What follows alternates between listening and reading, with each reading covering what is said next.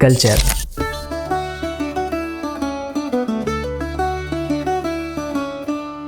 हर सभ्यता की असली पहचान होती है।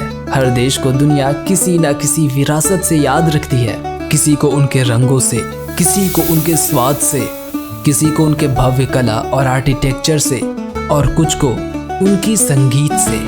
जी हाँ, संगीत, ऐसी संगीत जो अपने सभ्यता की पहचान बन गई।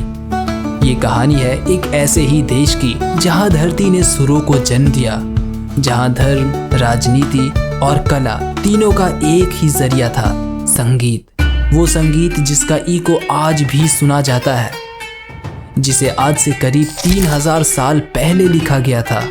वो संगीत जिसकी असली स्वर आज कहीं खो गई है, लेकिन उसके रिवाइव्ड स्वर आज दुनिया के कई मंच जीत चुके हैं। यूनेस्को की लिस्ट से लेकर ग्रैमी नॉमिनेटेड कॉन्सर्ट तक उन सुरों ने अपनी विरासत साबित की है। हम बात कर रहे हैं lost music of ancient Persia की।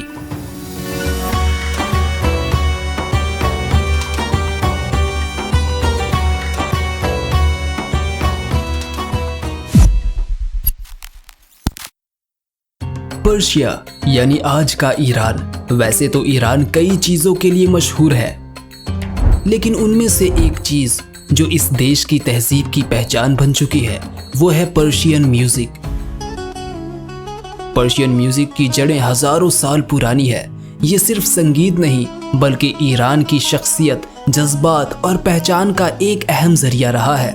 आपको जानकर हैरानी होगी कि पर्शियन म्यूजिक का इतिहास करीब 5000 साल पुराना है, और इसकी कुछ धुनों को आज के समय में फिर से जिंदा किया गया है, जिन्होंने दुनिया के बड़े बड़े मंचों पर अपनी जगह बनाई है। जैसे द सॉन्ग ऑफ ज़ाल, जिसे लेजेंडरी म्यूजिशियन काहन कैलहोर ने परफॉर्म किया। दस्तगाहे सुर, एक ऐसी म्यूजिकल फॉर्म जिसे यूनेस्को ने एक ऐसी विरासत माना है जिसे पूरी दुनिया मिलकर बचाना चाहती है। इसके अलावा the rain, sing me home, Indus vision जैसे एल्बम्स, और हुसैन अलीजादे और शाहरम नजीरी जैसे कलाकार, उनका काम ग्रैमी नॉमिनेटेड कॉन्सर्ट से लेकर इंटरनेशनल अवार्ड तक पहुंचा है।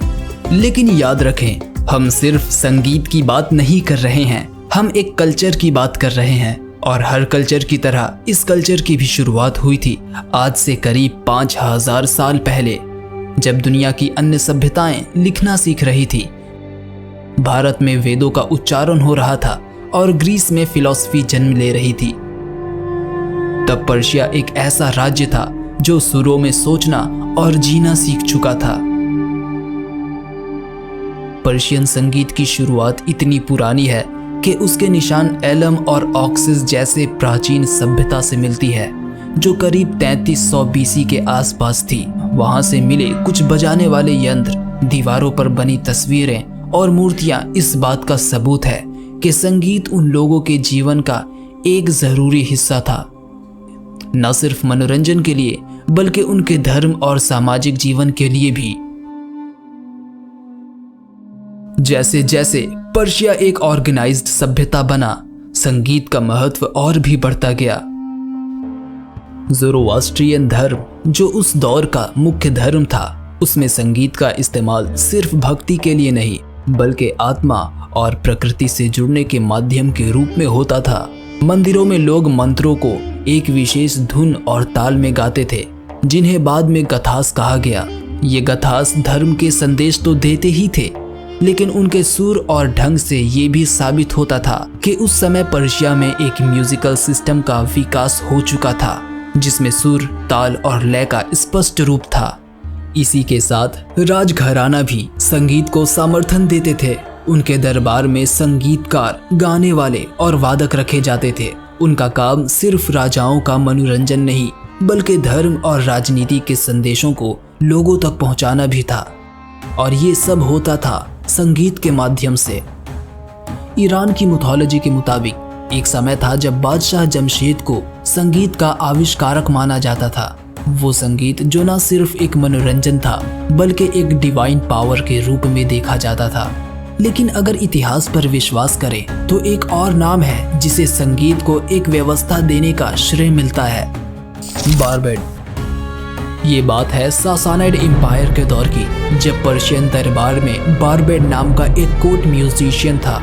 उसने पहली बार संगीत को एक प्रॉपर सिस्टम दिया जिसमें 7 रॉयल मोड्स, 30 ड्राइव्ड मोड्स और 360 डिस्टिंक्ट मेलोडीज शामिल थे। सैसनेड एम्पायर का अंत 651 कॉमन इरा में हुआ जब अरब मुस्लिम आर्मीज ने पर्शिया पर कब्जा कर लिया। नए रूलर्स आए, पहले खिलाफत उमैया फिर खिलाफत अब्बासिया।